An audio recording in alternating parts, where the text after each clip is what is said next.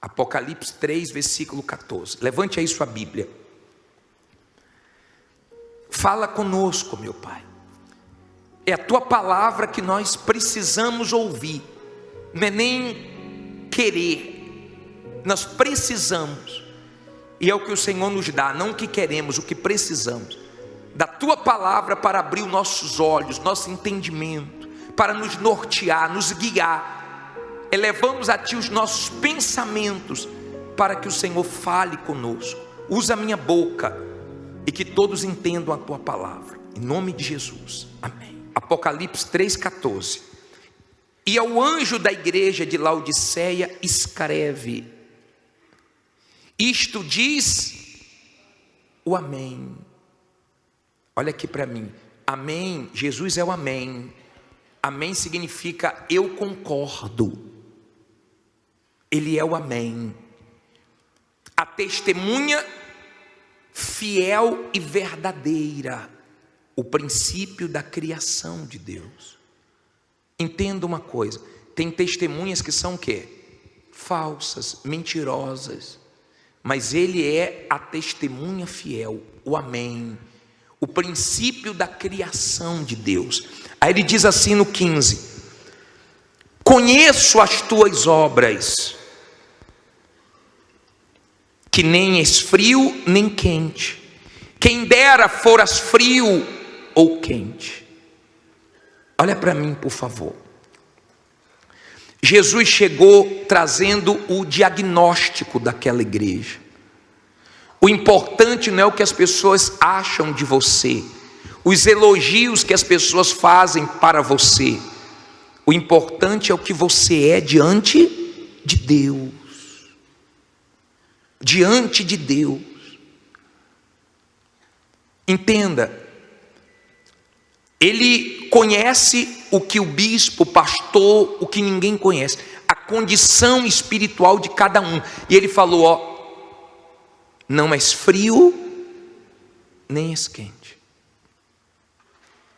Esse é o pior estado espiritual de uma pessoa, porque ela já conheceu o que era ser fria, e ela já conheceu o que era ser quente, e agora está sendo morna. Entenda isso. Jesus usava muito o que acontecia na cidade. Essa cidade de Laodiceia era uma cidade muito rica na Ásia. Essa cidade de Laodiceia recebia água de 2 cidades, e a água chegava morna. Você toma água morna? Não. Tudo quente, você tem cuidado. Quando a panela está quente, o prato está quente, você toma todo o cuidado e avisa: cuidado, o prato está quente, cuidado, a comida está muito quente. Porque ninguém brinca com o que está quente, ninguém brinca com fogo. O diabo não toca enquanto você está quente. Mas manter a temperatura quente, nem todo mundo consegue. Muita gente já foi quente, já foi de oração, já foi de comunhão, de amarrar o diabo, de não aceitar as coisas do diabo. Então era uma igreja indefinida. Diga, indefinida. E Jesus não gosta disso. Jesus gosta de definição. Jesus gosta de definição. Ou uma coisa ou outra. Não coluna do meio. E essa igreja não era nem uma coisa nem outra. E ele trouxe esse diagnóstico da igreja. É igual o médico. O médico ele pede exames porque ele quer dar o remédio certo. Ele quer curar o paciente. A maior alegria de um médico é quando ele tem um resultado positivo. E aí ele comemora a vitória, né? Ele se alegra. A maior tristeza é quando a pessoa morre. Mas eles tentam de tudo para poder salvar. Jesus também. Mesmo essa igreja sendo uma igreja morna, ele estava tentando. Eu vou te mostrar uma coisa interessante aqui. Diz assim: assim porque és morno e não és frio nem quente, o que é que ele diz aí? Vomitar-te-ei da minha boca. Olha para mim, por favor. Pesado ou não é? Bispo, Jesus não vomita ninguém. A Bíblia diz que vomita. O morno ele vomita. Bispo, Jesus faz isso? Faz. O que você faz quando você vomita? Dá até nojo, não dá? O que você faz quando você vomita? Você joga fora aquilo ali. Ele não quer te jogar fora. Ele não quer vomitar ninguém. Mas ele não aceita essa vida morna. E às vezes o que deixa uma pessoa morna não é o pecado apenas. Não é o que ela está fazendo de errado. É o que ela está deixando de fazer de certo. Porque tem gente que deixou de fazer o que não era para deixar de fazer. Tem gente que hoje não jejua mais, não ora mais, não busca mais, não sacrifica mais. Eu estava agora à tarde pensando em Deus. Meu Deus, que paciência. Deus, quando esteve aqui, o povo de Israel rejeitou tanto. O Deus Pai se manifestando. Quando Jesus veio, também foi rejeitado. Hoje as pessoas rejeitam o Espírito Santo. Jesus é a última oportunidade para a humanidade. E o Espírito Santo, ele está fazendo o papel dele final. Porque o Deus Pai fez o papel dele, o Deus Filho fez o papel dele nesse mundo, e o Espírito Santo está fazendo o papel dele. Não tem a quarta pessoa. Não tem. É a terceira pessoa da Trindade, o Espírito Santo, que é Deus. Que tudo que ele faz, ele não faz apontando para ele, ele faz apontando para Jesus, o Salvador.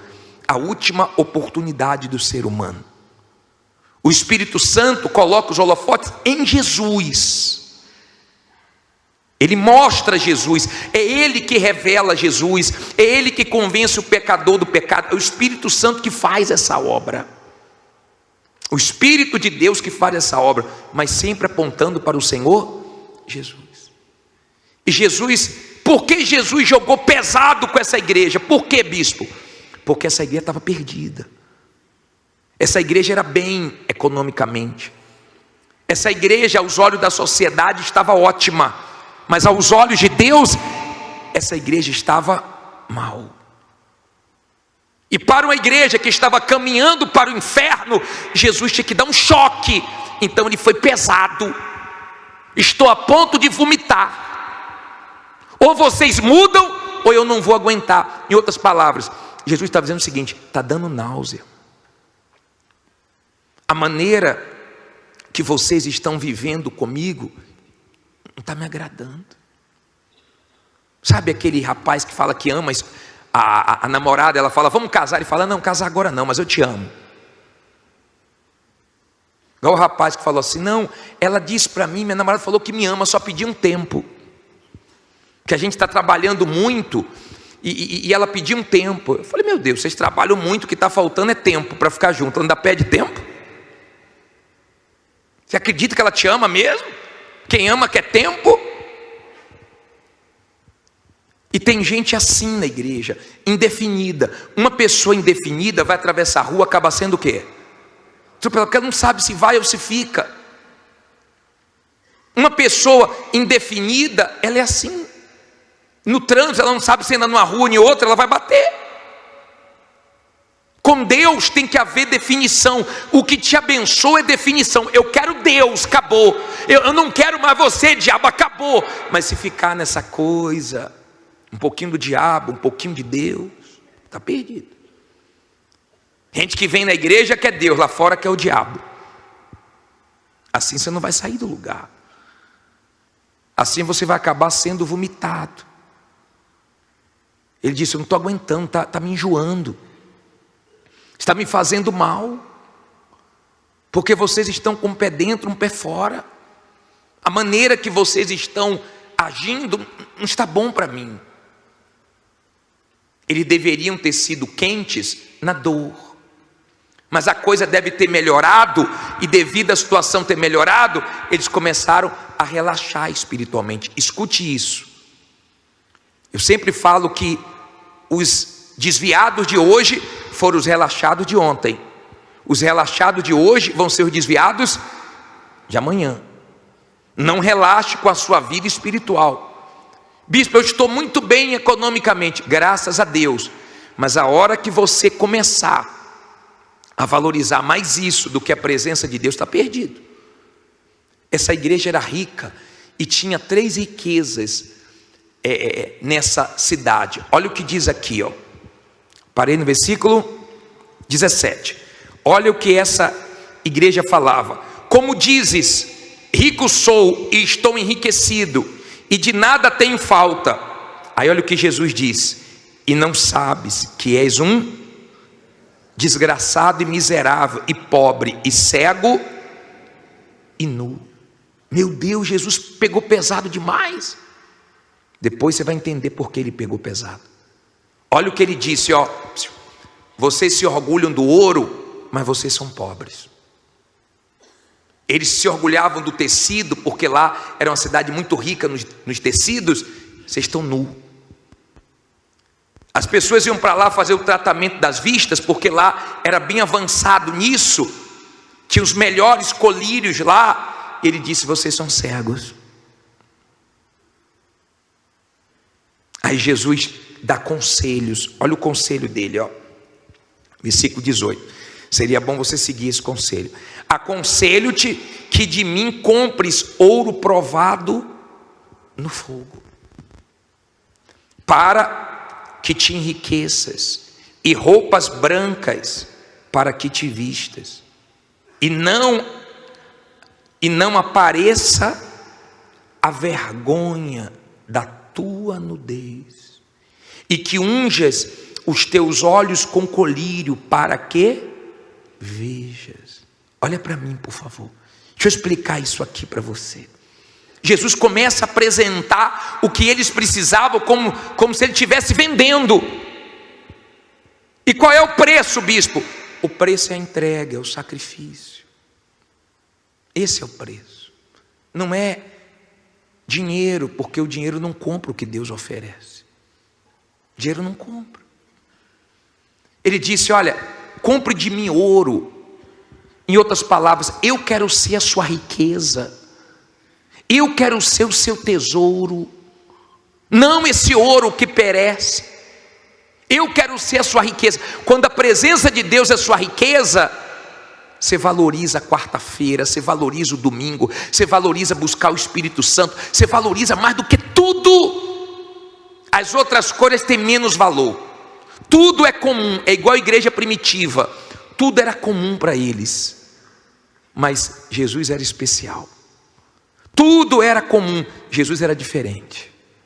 Amém? Jesus era tudo para ele. Ele disse: vestes brancas.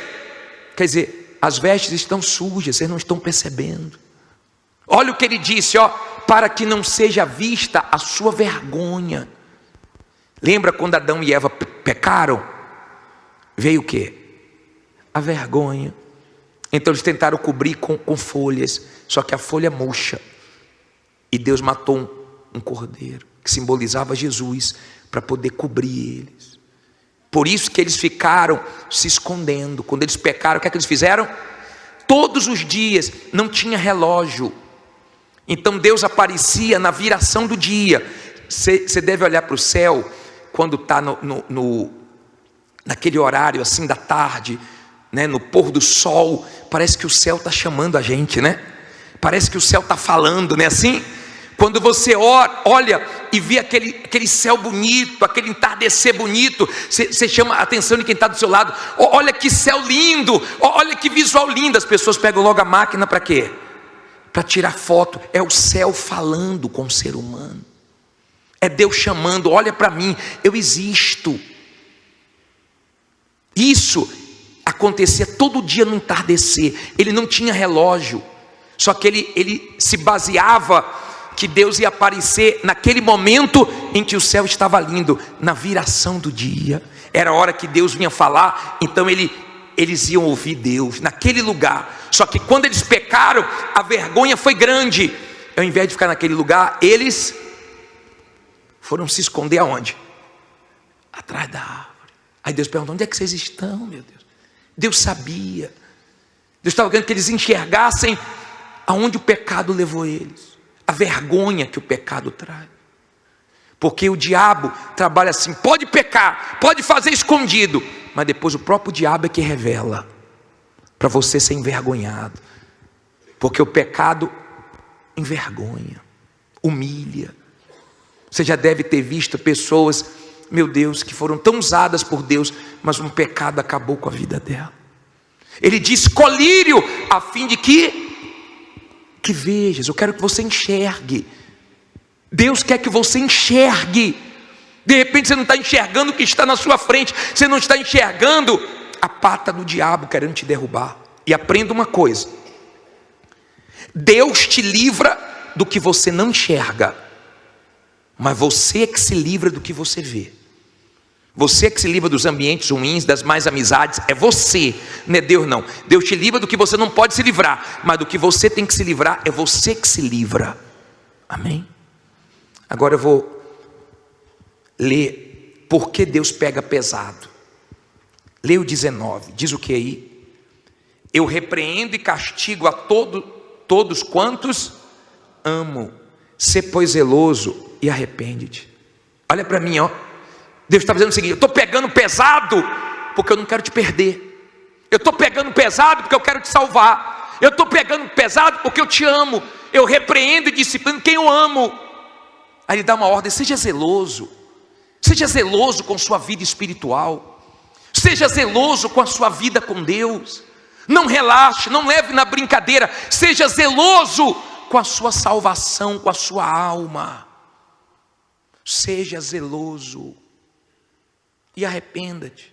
Em outras palavras, se arrepender, mesmo depois de tudo que você fez, eu te salvo. Aí vem a parte mais forte dessa carta, que me dá um temor. Versículo 20 diz assim: eis que estou à porta e bato. Se alguém ouvir a minha voz e abrir a porta, entrarei até ele, e com ele ceiarei, e ele comigo. Olha para mim, por favor. Onde é que Jesus estava nessa igreja? Do lado de fora. Eles não perceberam. Isso é que é preocupante, porque às vezes a pessoa está perdendo a salvação, não está percebendo. Jesus já está fora da vida dela, como estava fora da vida de Sansão, ele não percebeu. Quando ele acordou, ele pensou que tinha a mesma força e não tinha. Ele já era igual aos outros homens. E ele foi destruído. Mas enquanto ele estava bem com Deus, ele era diferente dos outros homens. O que destruía os outros homens não destruía ele. O que acabava com os outros homens não acabava com ele. Quando você está bem com Deus, o que destrói as pessoas lá fora não te destrói. Inveja, olho grande, bruxaria, nada disso te destrói. Você destrói quando você se torna igual às outras pessoas lá fora, que não temem a Deus. Amém? Jesus estava do lado de fora fazendo o quê? Batendo. Jesus do lado de fora da igreja. Jesus saiu da igreja, estava na porta batendo. Quantas vezes Jesus bateu na porta do seu coração, você não abriu? Quantas vezes Jesus falou e você não ouviu? E mais uma vez hoje ele está batendo. Abre o coração para ele. Ele quer entrar, ele quer ceiar com você, ele quer ficar dentro da sua vida. Quando nós ceiamos, o corpo de Jesus entra no nosso organismo, o sangue de Jesus entra no nosso corpo, o Espírito Santo quer entrar na gente. Ele quer ficar dentro de nós. Jesus quer estar dentro de nós através do Espírito Santo. Ele está batendo. E de repente você não está ouvindo. De repente ele saiu, você nem percebeu. Olha como essa igreja estava mal. Ele disse: eu quero ceiar, eu quero salvar, quero abençoar. Para terminar diz assim, ó: ao que vencer, lhe concederei que se assente comigo no meu trono, assim como eu venci e me assentei com meu Pai no seu trono. Quem tem ouvidos, ouça o que o Espírito diz às igrejas. Ao que vencer. Ele disse: eu dou meu trono. Vocês estão aí dando valor a ouro, a roupa, vocês estão aí dando valor para tantas coisas. Eu dou meu trono. Quem é que gosta de dar o lugar para o outro, gente? O ser humano gosta de dar a posição para o outro? Duvido. Mas ele falou: te dou o trono. Eu venci e sentei com meu Pai. Em outras palavras, o que eu tenho para você é bem maior. Acorde, desperte.